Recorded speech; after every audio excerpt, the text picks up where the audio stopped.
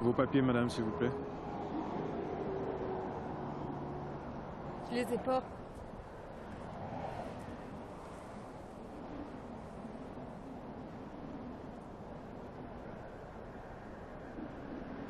Ça va vous coûter cher. Maintenant? Esther, fini.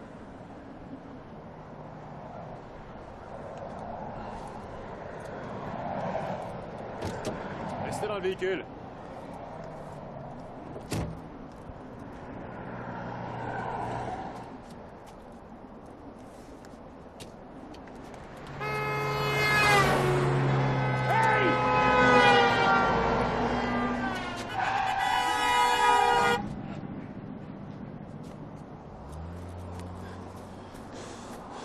Oh merde.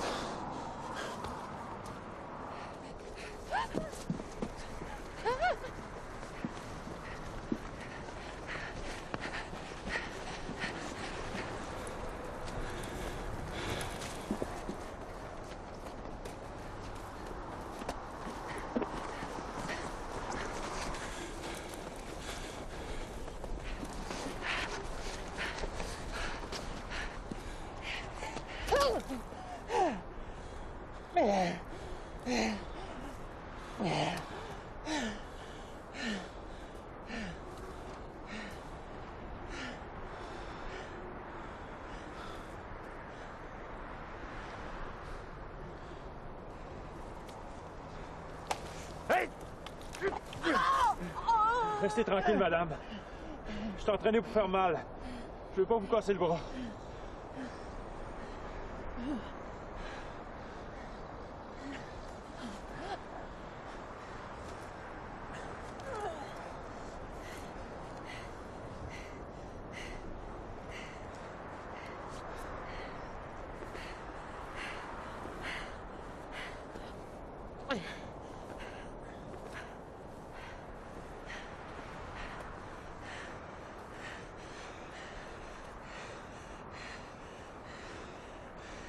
Vous allez marcher devant moi, on va retourner au véhicule.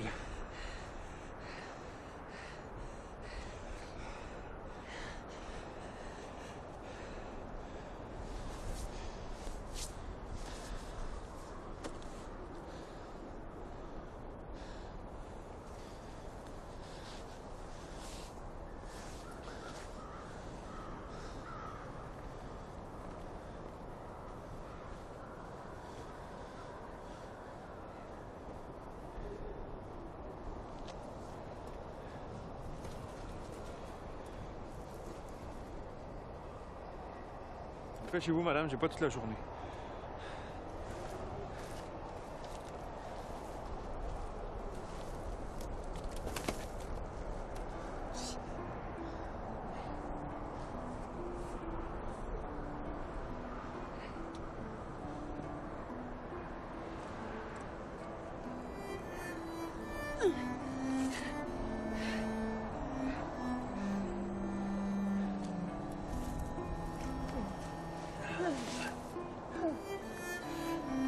Je vais vous aider, madame.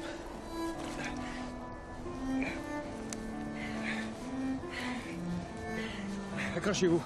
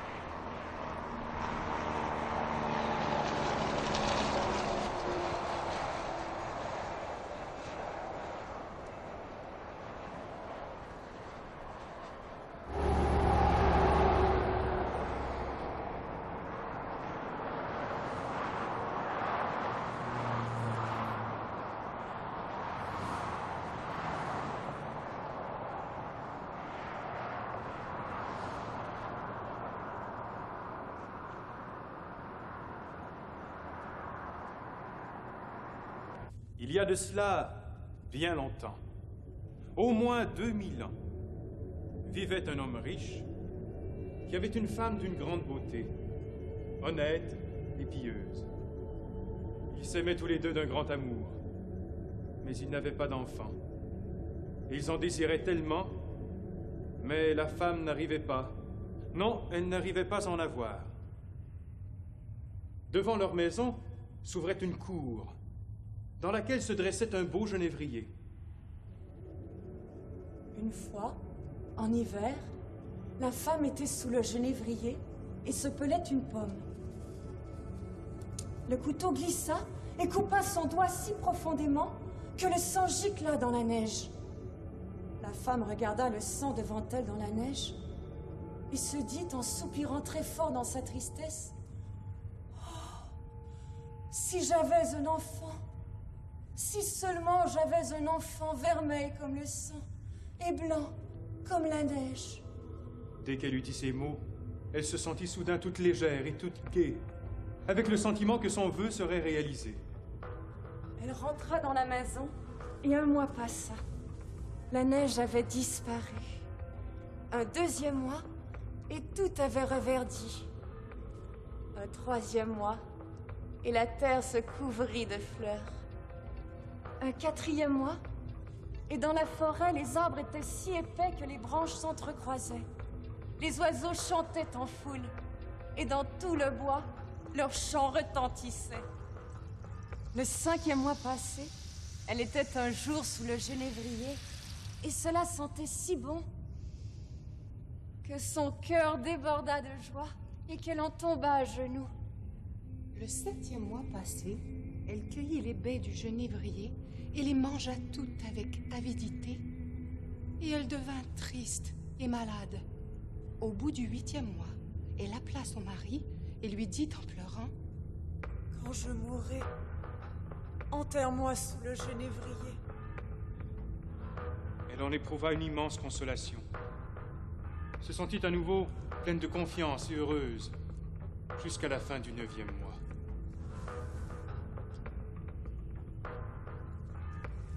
Alors, elle mit au monde un garçon blanc comme la neige et vermeil comme le sang. Et lorsqu'elle le vit, elle en fut tellement heureuse qu'elle en mourut.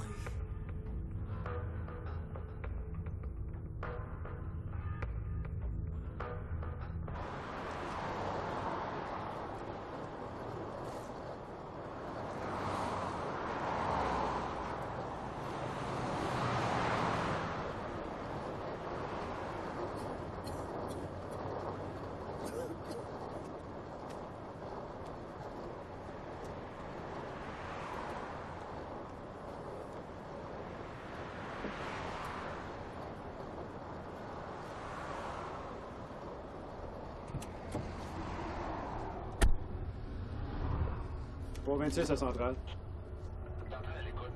Ça me prend l'ambulance sortie 285 et soudeur. Donnez-moi ma contravention. Ok, c'est beau. Je veux ma contravention. Excusez-moi, madame, mais c'est pas une ticket que ça vous prend en ce moment. Oui, madame, c'est un double, là, elle appelle 010 vitesse ouest, la même chose. 260.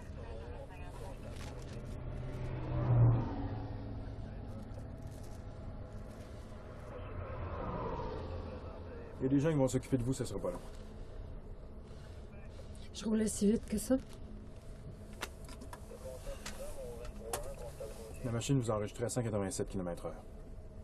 La machine m'a enregistré. Est-ce que la machine a pris ma photo aussi?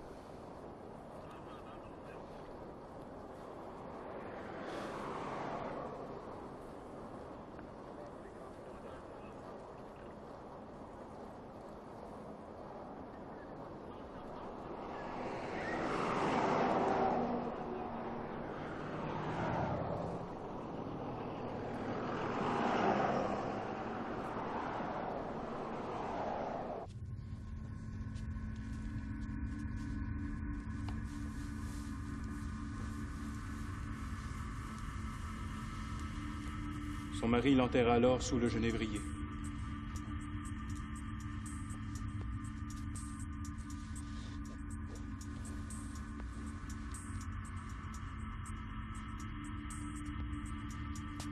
Il la pleura tant et tant. Il ne faisait que la pleurer tout le temps. Mais un jour vint qu'il commença à la pleurer moins fort et moins souvent. Il ne la pleura plus que quelques fois de temps à autre. Puis il cessa de la pleurer tout à fait. Un peu de temps passa encore, maintenant qu'il ne la pleurait plus. Et ensuite, il prit une autre femme.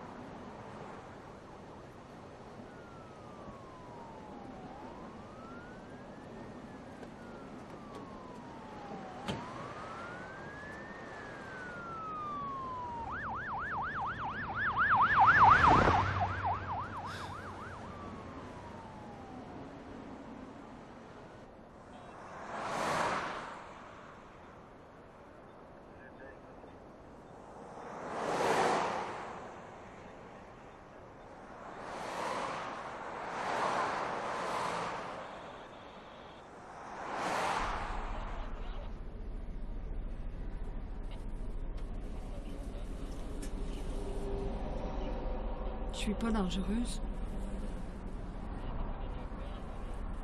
Je pense que vous n'êtes pas dans votre état normal.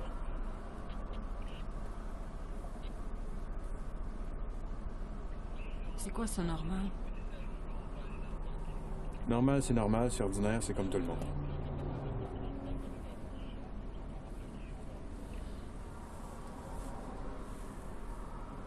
Je suis pas comme tout le monde.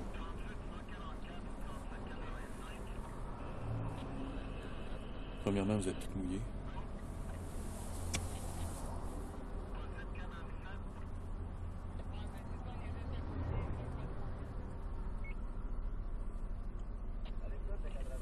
Deuxièmement, Deuxièmement, rien.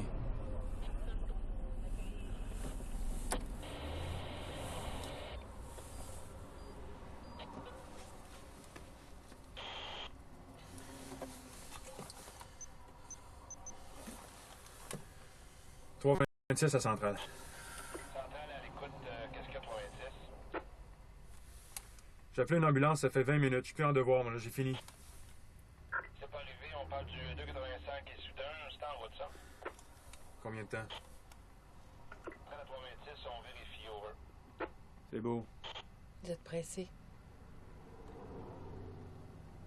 Tout le monde est pressé, ça c'est normal, ça. Faut que ça déboule, faut que ça roule. Une chose attend pas l'autre. Ça arrête jamais. Les gens conduisent comme des fous puis vous faites pas exception.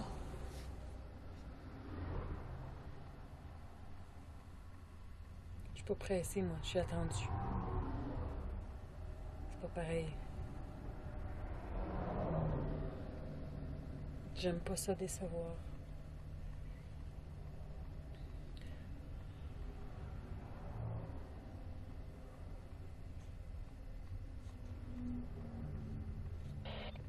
Centrale à 326.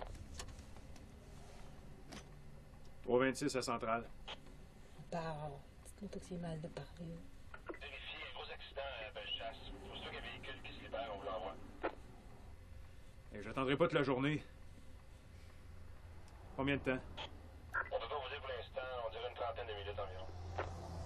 Ok, compris. Over. 226.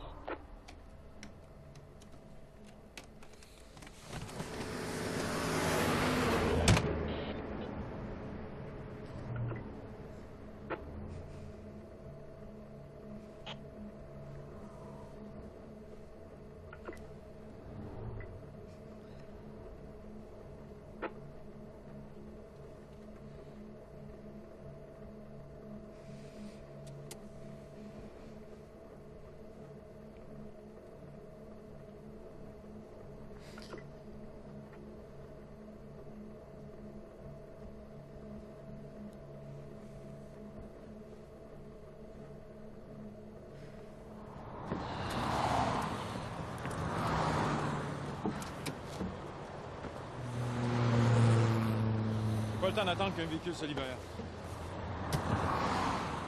Entrez chez vous, madame. Tâchez de conduire comme du monde. Merci. Quand vous allez voir combien ça va vous coûter, vous allez changer d'idée.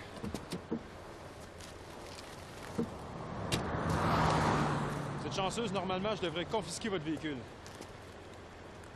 Normalement, vous avez rien que ce mot-là à la bouche.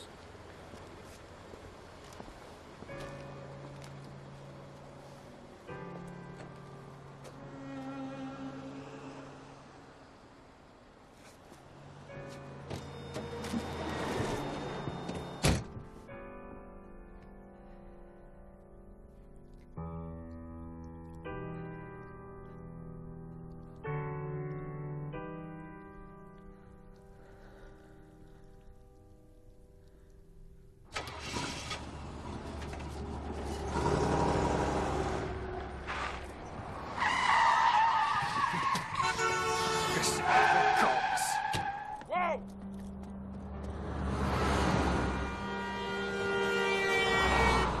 Madame! J'ai peur de tuer quelqu'un.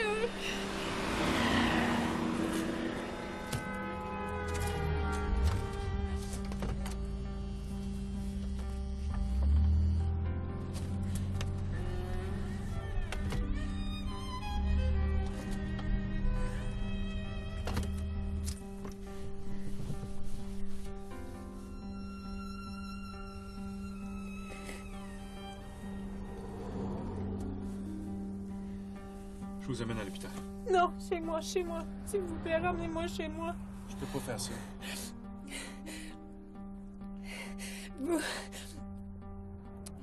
Ça sera pas long.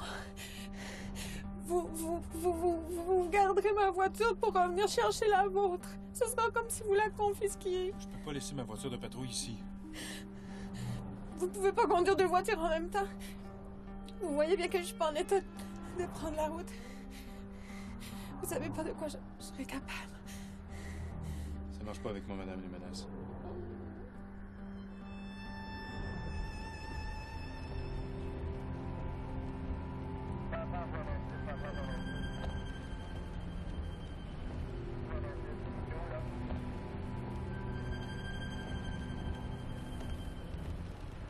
« 326 à Centrale. »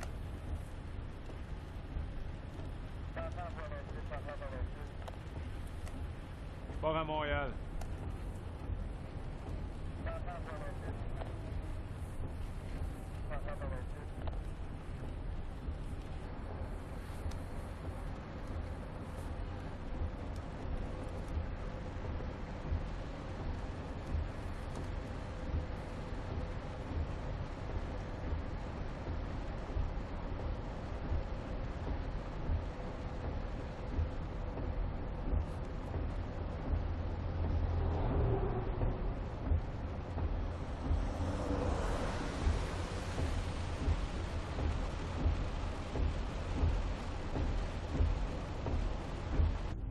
De cette seconde épouse, il eut une fille. Et c'était un garçon qu'il avait de sa première. Un garçon vermeil comme le sang et blanc comme la neige. La mère, chaque fois qu'elle regardait sa fille, l'aimait beaucoup, beaucoup. Mais si elle regardait le petit garçon, cela lui écorchait le cœur de le voir. Il lui semblait qu'il empêchait tout, qu'il était toujours là en travers, qu'elle l'avait dans les jambes continuellement. Et elle se prit à détester le petit garçon qu'elle n'arrêtait pas de chasser d'un coin à l'autre, le frappant ici, le passant là, le maltraitant sans cesse. De telle sorte que le pauvre petit ne vivait plus que dans la crainte. Quand il revenait de l'école, il n'avait plus un instant de tranquillité. Un jour, la femme était dans la chambre du haut.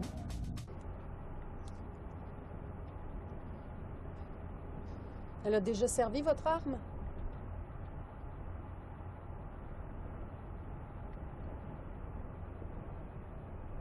Oui, une fois. Sur quelqu'un? Oui.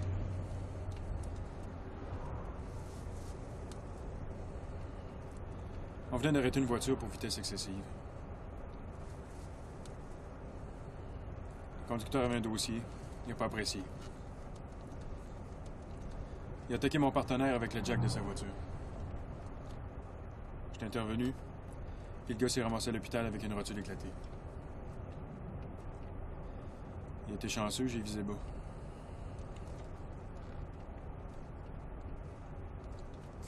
Il était chanceux. Il n'y a pas eu d'enquête? Il n'y a pas d'enquête à chaque fois qu'on dégaine, madame. Sans ça, on pourrait pas faire notre job.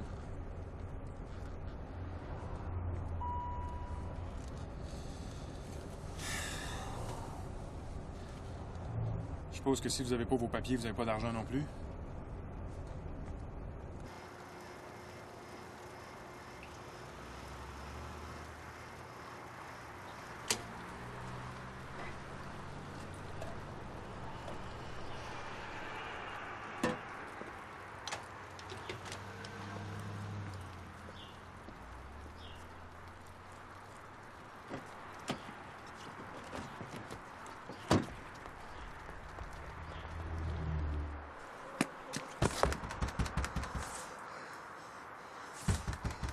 C'est occupé! Est-ce qu'on peut se comporter en adulte? Est-ce qu'on peut... Qu'est-ce que vous voulez? Là, je te rappelle d'ici 20 minutes. Faut qu'on se parle aujourd'hui sans faute. Vous m'avez laissé toute seule! Je peux quand même pas vous amener avec moi quand je vais uriner. Faut qu'on s'en aille. Ça sera pas long. Laissez-moi pas toute seule. Vous êtes pire qu'une enfant. Je peux pas vous laisser seul 2 minutes sans que vous fassiez une bêtise. Raisonnez-vous, madame, là. Vous avez plus 4 ans. Je veux pas rester toute seule.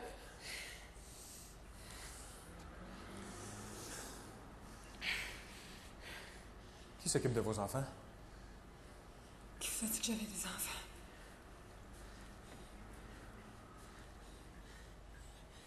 Qui vous a dit que j'avais des enfants? C'est quand même pas des chiens que vous attachez dans vos sièges d'auto.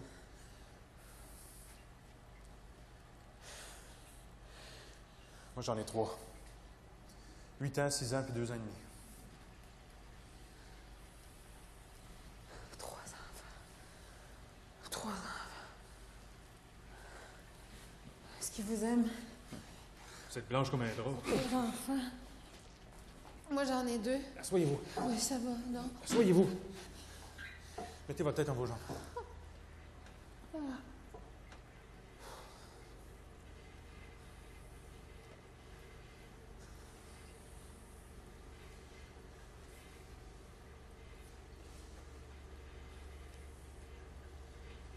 Ça va aller.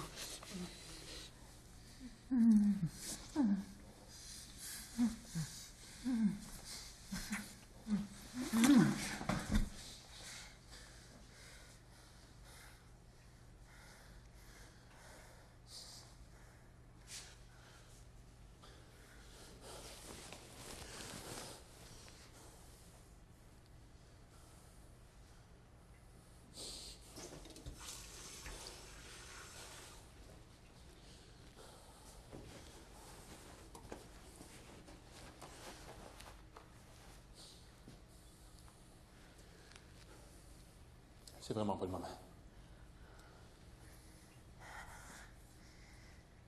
Qu'est-ce que les gens vont penser, hein? Non, c'est pas ça, je m'en fous.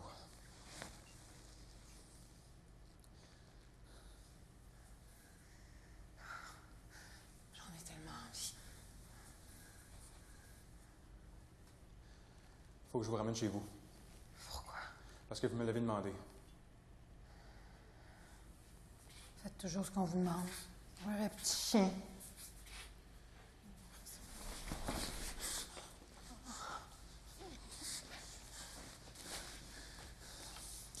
Mon chiffre est fini, je suis même pas obligé de m'occuper de vous. Écoutez-moi. Je comprends rien quand vous parlez. Quel genre de policier êtes-vous? Vous m'avez pas posé de questions, vous savez pas qui je suis. Je pense que je sais à qui j'ai affaire. Pourquoi vous m'arrêtez pas? Qu'est-ce que ça me donnerait de vous mettre en dedans? Oh, c'est un animal avec une cage dedans. Encore des mots qui veulent rien dire.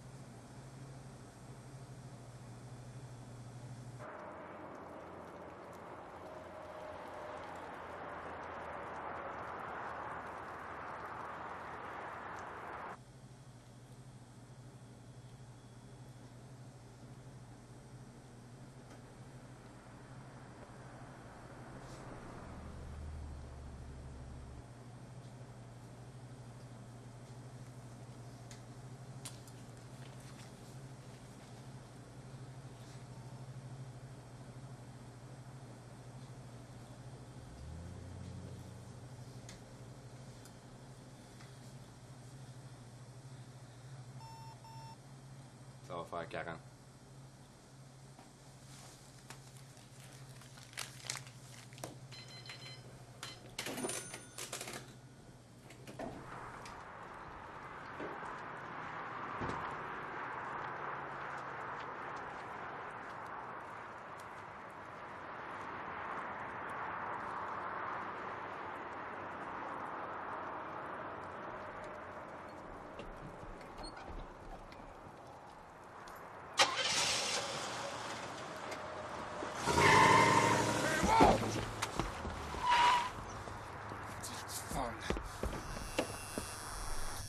Falloir que je vous menotte! Appelez pas la police! Appelez pas la police! C'est moi la police! Si j'appelle quelqu'un, ça va être Robert Gifford. Non, pas l'hôpital, je veux pas aller à l'hôpital, je suis pas malade, je veux m'en aller chez nous. Là, vous allez me dire ce que vous faites sur la route dans un état pareil, sinon j'appelle du renfort puis je vous fais enfermer. C'était qui au téléphone? C'est pas de vos affaires! Je vous crois pas. Vous les avez appelés, hein? C'est pas l'envie qui manque. Vous les avez appelés chez les fous, hein? Non! Jurez là! Je vous ai posé une question, madame!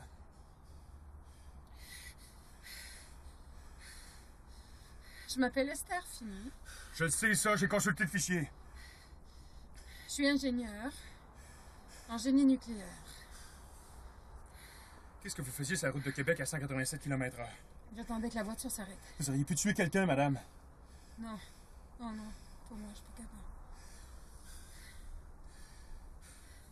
Qui s'occupe de vos enfants? Qu'est-ce que vous allez faire? Me frapper? Non, je vous frapperai pas! Vous pouvez penser comme ma femme, vous. Vous pouvez penser que les bœufs, c'est toutes des épais sans imagination qui font les jobs de bras de la société. Vous pouvez penser que là, puis la stabilité, c'est plate.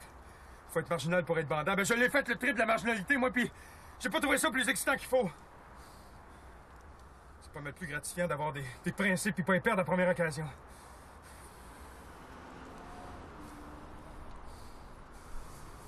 Je sais pourquoi vous regardez l'heure.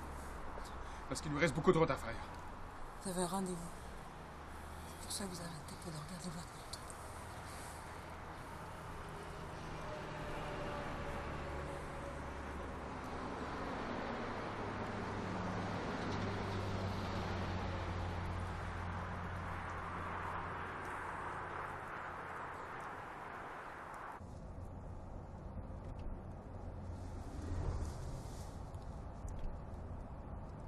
Ça vous va bien, l'uniforme? Je suis sérieuse. Ça vous va bien d'être policier. Je vois pas ce que vous pourriez être à part ça.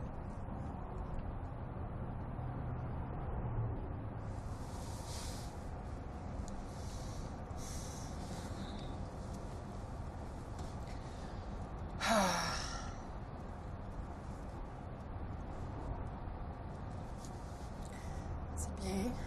Dans la police, ils vous apprennent à être psychologue. Ils nous apprennent à être utiles. Utile. C'est un drôle de concept utile, comme un outil. Cuillère à soupe. Vous savez très bien ce que je veux dire. Non, justement.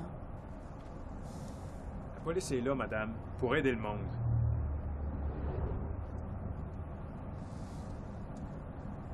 C'est pour ça que vous avez décidé de me ramener chez moi.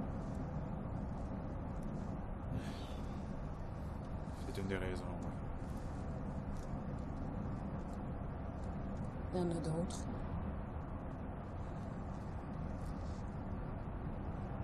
Dites-moi la vérité.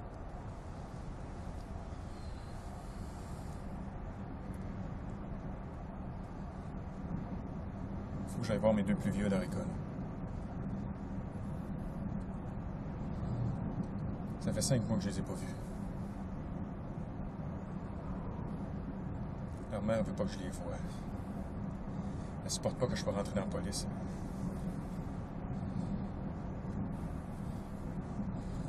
On vient toutes les deux d'un milieu de peace and love, puis pour elle, ça a été comme une trahison, puis depuis ce temps-là, elle me fait du trouble.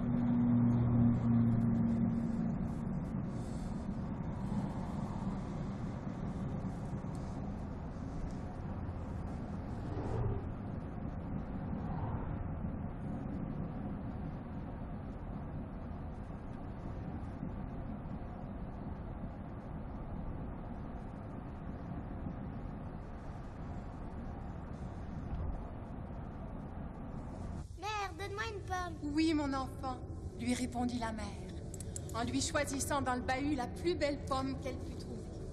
Ce bahut où l'on mettait les pommes avait un couvercle épais et pesant, muni d'une serrure tranchante.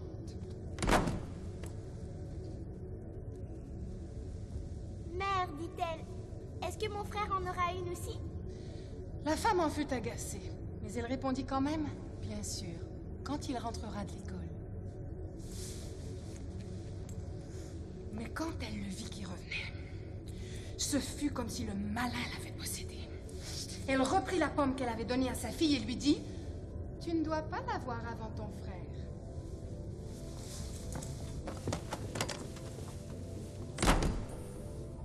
Et lorsque le petit garçon fut arrivé en haut, le malin lui inspira son accueil aimable et ses paroles gentilles. « Veux-tu une pomme, mon fils ?» Mais ses regards démentaient ses paroles, et elle fixait sur lui des yeux féroces, si féroces que le garçon lui dit « Mère, tu me fais peur. Oui, je voudrais bien une pomme. » Sentant qu'il lui fallait insister, elle lui dit « Viens avec moi. » Tiens, prends toi-même la pomme que tu voudras.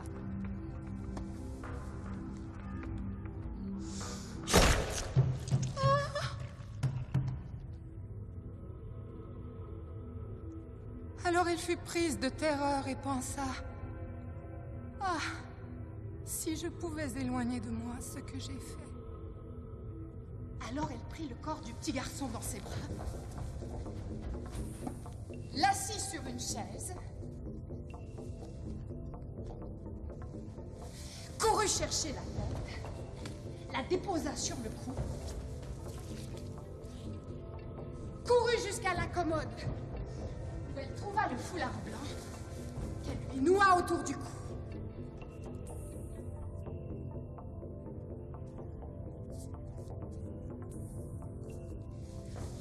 Alors, elle prit une pomme et lui déposa dans la main.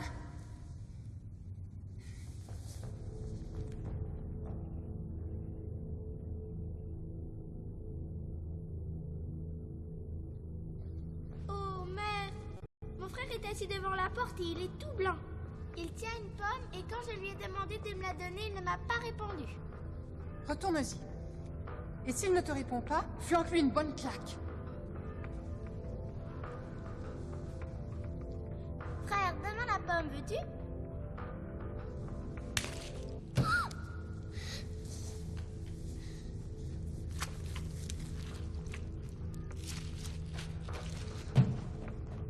Oh, mère, j'ai arraché la tête de mon frère. Marlène, ma petite fille, qu'as-tu fait? Quel malheur! Mais à présent, tiens-toi tranquille et ne dis rien, que personne ne le sache, puisqu'il est trop tard pour y changer quelque chose et qu'on n'y peut rien. Nous allons le faire cuire en ragoût, à la sauce brune.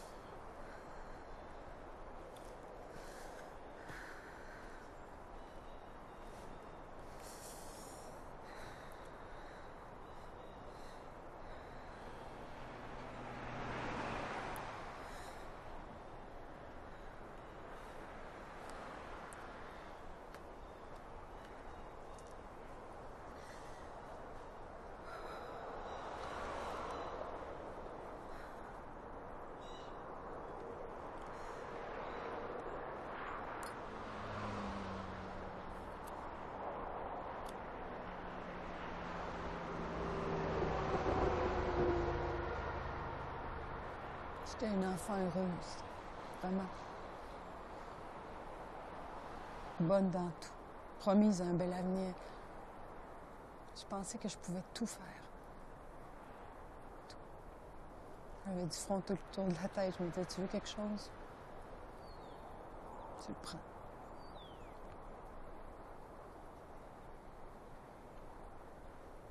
J'ai toujours tout eu comme ça. Des bonnes notes, des beaux chums, un job fantastique, un mari extraordinaire, 2 beaux enfants.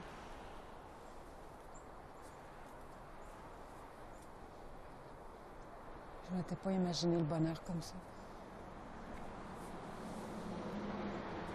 Des fois, c'est tellement pesant.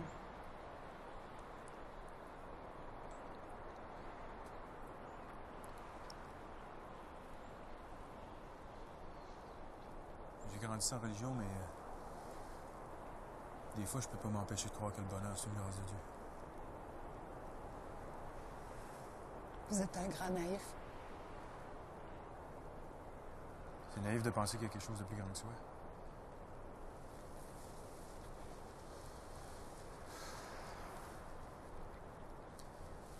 J'ai vécu à liberté, moi. Rien que la liberté.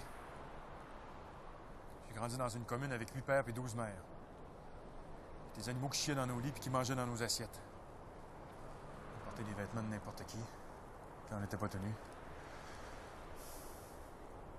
un moment donné, j'en pouvais plus. J'ai eu besoin de structure. Vous pensez que le bonheur, c'est laisser faire n'importe quoi, vous êtes dans le champ. La liberté, c'est pas faire n'importe quoi. C'est un grand mot, la liberté. Un grand mot pour une petite idée. Moi, ma liberté, je l'ai trouvée dans la police.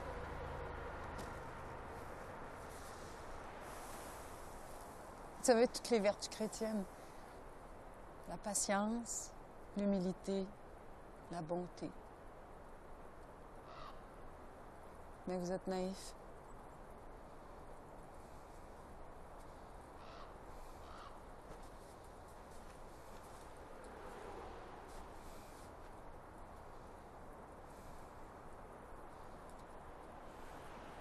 Avez-vous déjà regardé un arbre comme il faut? Excusez.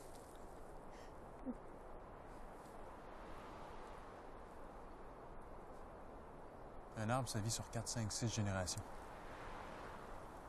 C'est impossible à comprendre à l'échelle humaine. C'est pas ça qui aide à vivre. Non, mais ça aide à mourir en chien.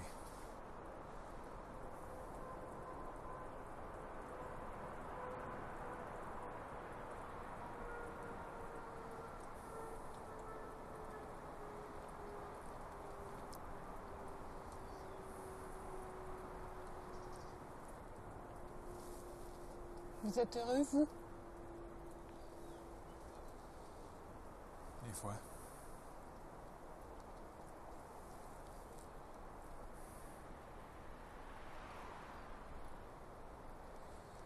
Où est mon fils? La mère vint poser sur la table une pleine marmite de ragoût à la sauce brune. Et petite Marlène pleurait et pleurait sans pouvoir s'en empêcher. Mais où est-il donc, mon fils? Oh, il est allé à la campagne chez sa grand-tante. Il y restera quelques jours. Mais que va-t-il faire là-bas? Il est parti sans seulement me dire au revoir. Il avait tellement envie d'y aller, répondit la femme. Il m'a demandé s'il pouvait y rester 6 semaines et je lui ai permis. Il sera bien là-bas. Je me sens tout attristé. Ce n'est pas bien qu'il soit parti sans rien me dire. Il aurait quand même pu me dire adieu.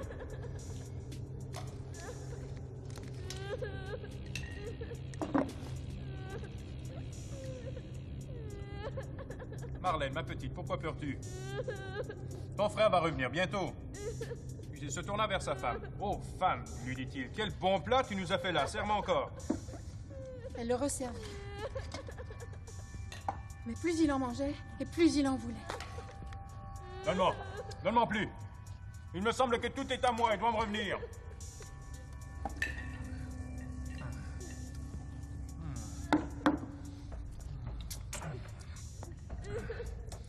Et il mangea jusqu'à ce qu'il ne resta plus rien. Suçant tous les petits os qu'il jetait à mesure sous la table. La petite Marlène se leva et alla chercher dans le tiroir au bas de sa commode le plus joli foulard qu'elle avait.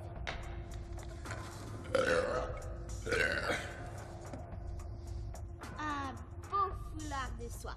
Puis, quand son père eut quitté la table, elle revint ramasser tous les os et les osselets qu'elle noie dans son beau foulard de soie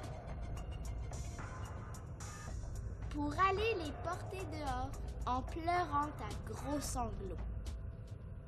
Elle alla et déposa son petit fardeau dans le gazon sous le genévrier, et quand elle l'eut mis là, soudain, son cœur se sentit tout léger et elle ne pleura plus. Le genévrier se mit à bouger, écartant ses branches et les resserrant ensemble, puis les ouvrant de nouveau et les refermant, comme quelqu'un qui manifeste sa joie en battant des mains. Puis il eut soudain comme un brouillard qui descendit de l'arbre jusqu'au sol. Et au milieu de ce brouillard, c'était comme du feu.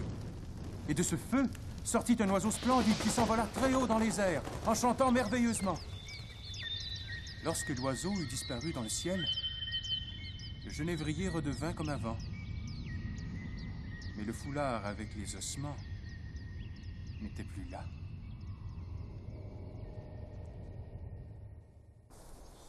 Quand on fait des enfants, madame, on les assume. Qu'est-ce que vous en savez de ce que j'assume? On parle pas rien que de couches puis de biberons, monsieur le père de famille.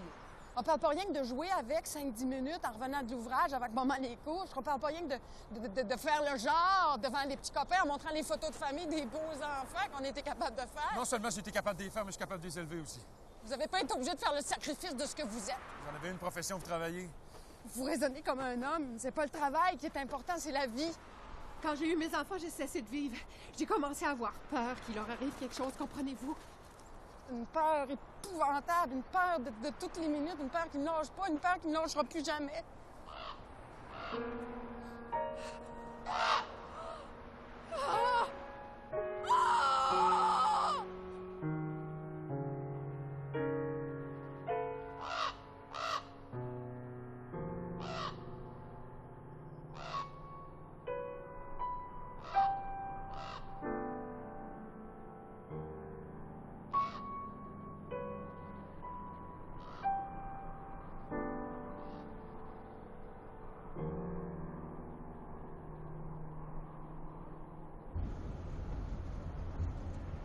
Pourquoi vous n'avez pas voulu faire l'amour avec moi tantôt?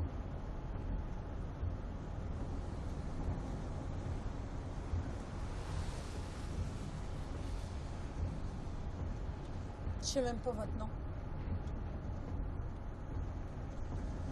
Laurier.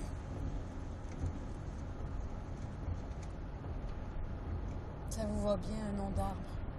Costaud comme vous êtes.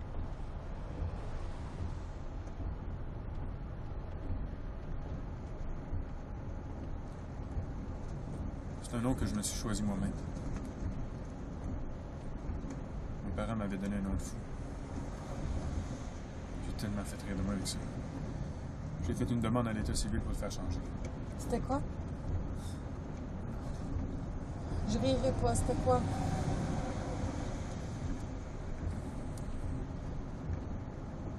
Il paraît que c'était le dieu de la jouissance chez les Sumériens. C'était quoi?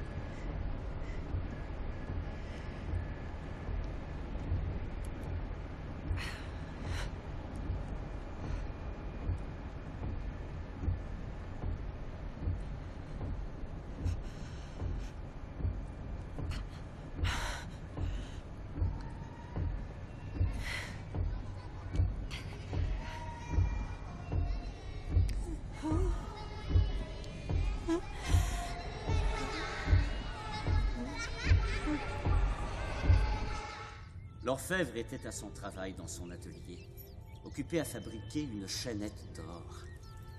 Mais lorsqu'il entendit l'oiseau chanter sur son toit, cela lui parut si beau, qu'il se leva précipitamment, perdit une pantoufle sur son seuil et courut ainsi jusqu'au milieu de la rue, un pied chaussé, l'autre en chaussette, tenant encore dans sa main droite ses pinces à sertir et dans la gauche la chaînette d'or. Et le soleil brillait clair dans la rue.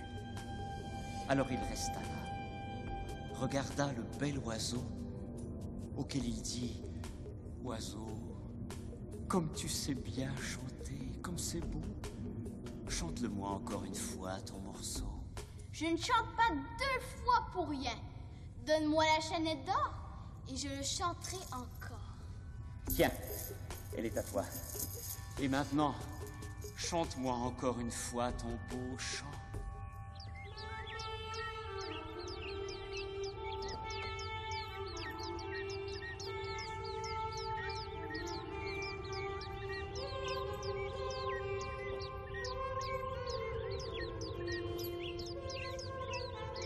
Femme, s'écria le cordonnier, regarde cet oiseau qui sait si bien chanter.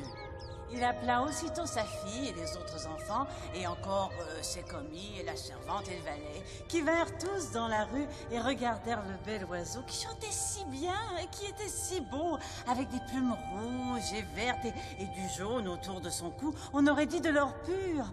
Et ses yeux scintillants, on aurait dit qu'il avait 2 étoiles dans sa tête.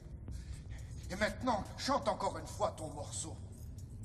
Je ne chante pas 2 fois pour rien. Il faut que tu me fasses un cadeau. Femme, monte au grenier.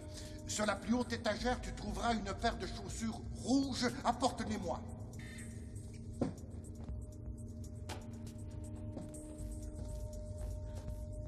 Tiens, c'est pour toi, l'oiseau, dit le cordonnier. Et maintenant, chante ton chant.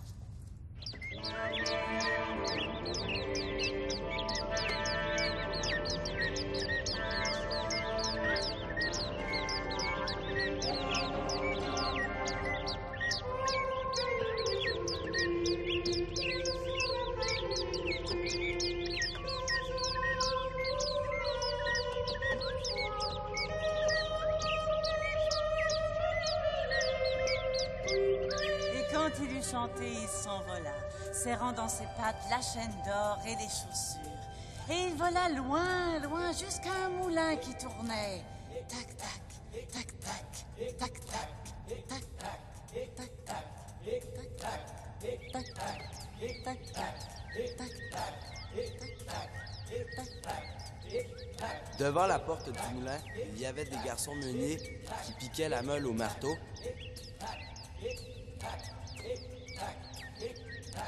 Pendant que tournait le moulin. « Oiseau, dit-il, fais-moi entendre encore une fois ce que tu as chanté. Je n'ai pas entendu. » « Non, dit l'oiseau, je ne chante pas 2 fois pour rien. Donne-moi la meule et je le chanterai encore une fois. » Tu l'aurais bien sûr si elle était à moi tout seul, dit le garçon meunier.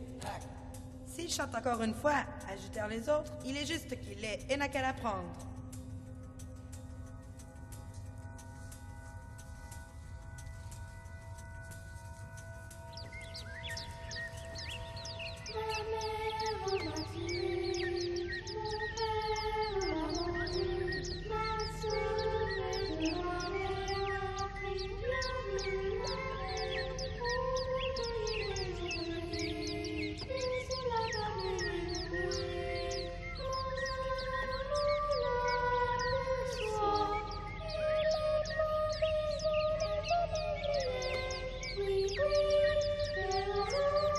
L'oiseau s'envola. Et il vola très loin, jusqu'à la maison de son père. Et le père dit: « C'est drôle comme je me sens bien, tout rempli de lumière. » Oh, pas moi, dit la mère. Je me sens tout accablée, comme s'il allait éclater un gros orage.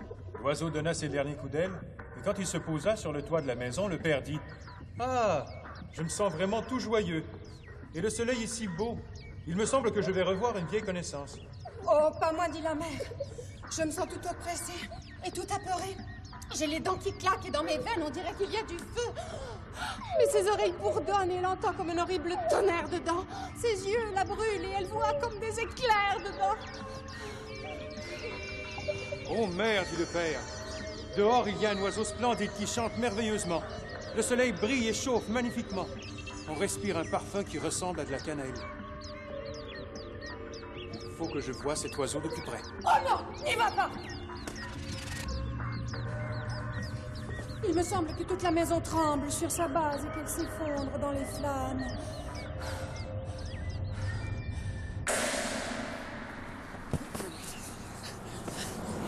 Vous allez me laisser faire mon devoir, je vous amène à l'hôpital. J'ai rien. Je vous jure que j'ai rien. Je vous promets de rester tranquille. Vous êtes en train de me claquer d'un bras. Non. Ça va mieux. C'est pas assez. Ce qui cloche là-dedans, ça passera pas tout seul. Vous allez manquer votre rendez-vous.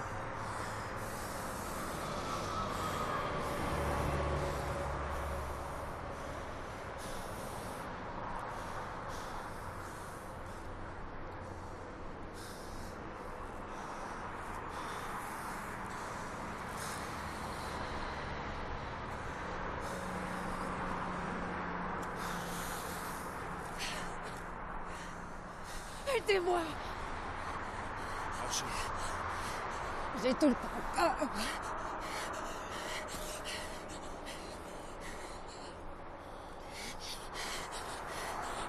Pourquoi toujours avoir mal pour tout le monde, ça sert à rien. Je peux pas m'en empêcher.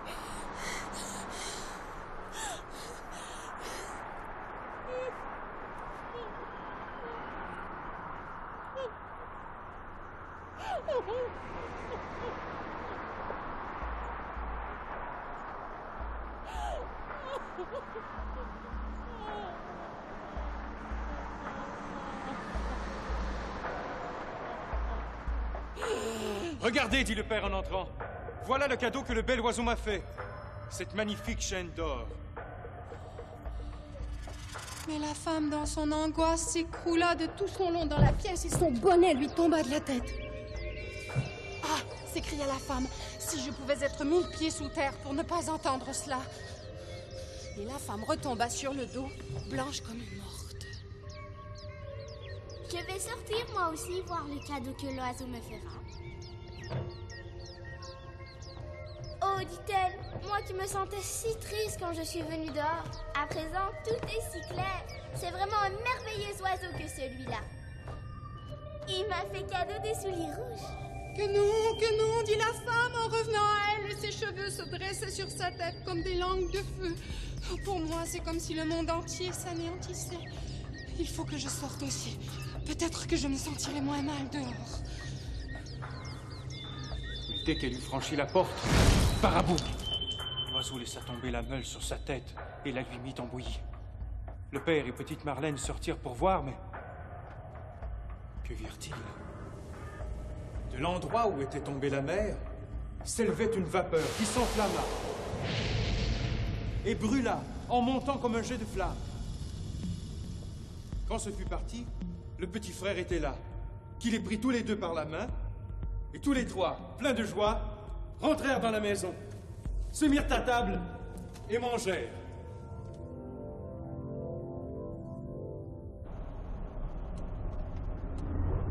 Si vous me disiez ce qui va pas, si vous me disiez c'est quoi le problème, je pourrais peut-être vous aider. Les mots sortent pas. Il y a des choses qui sont malaisées à dire. Ça prend une éternité pour arriver. J'ai jamais réussi à dire à mon plus vieux pourquoi sa mère et moi s'étaient séparés. Ils s'imaginent toujours que tout est de leur faute. C'est pour ça que je vais à Montréal. Je me suis testé hier.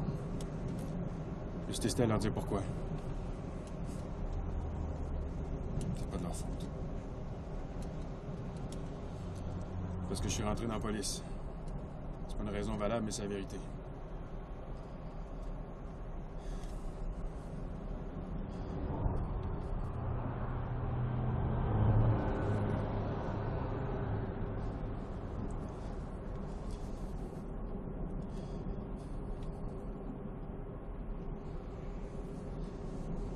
dès que je vous aurai laissé en sécurité chez vous, je m'en vais à la récolte. Si je le fais pas aujourd'hui, je le ferai jamais. Comme je sais pas quand je vais avoir la chance d'y revoir, je vais régler ça tout de suite. Je veux pas qu'ils aient une mauvaise opinion de moi de ce que je fais.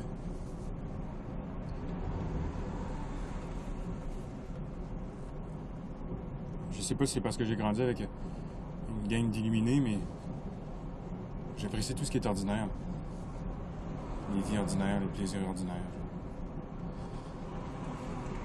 Dans le fond, je suis un gars plate puis j'aime ça de même. C'est mieux comme ça. Je veux pas que ma femme leur mette dans la tête qu'il faut être flyé pour être heureux parce que c'est pas vrai.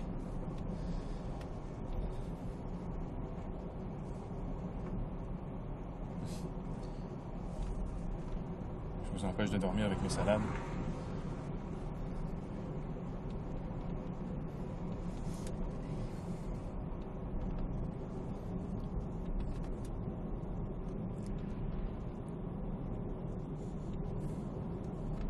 Vous m'emmerdez.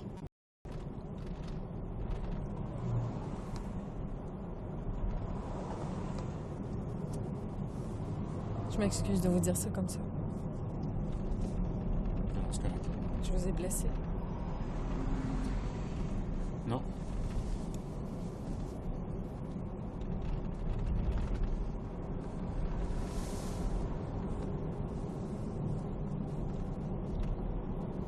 C'est comme ça.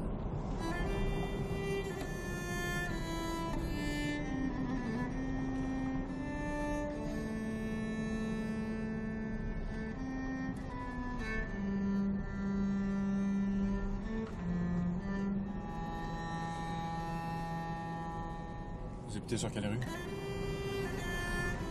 Je vais vous diriger.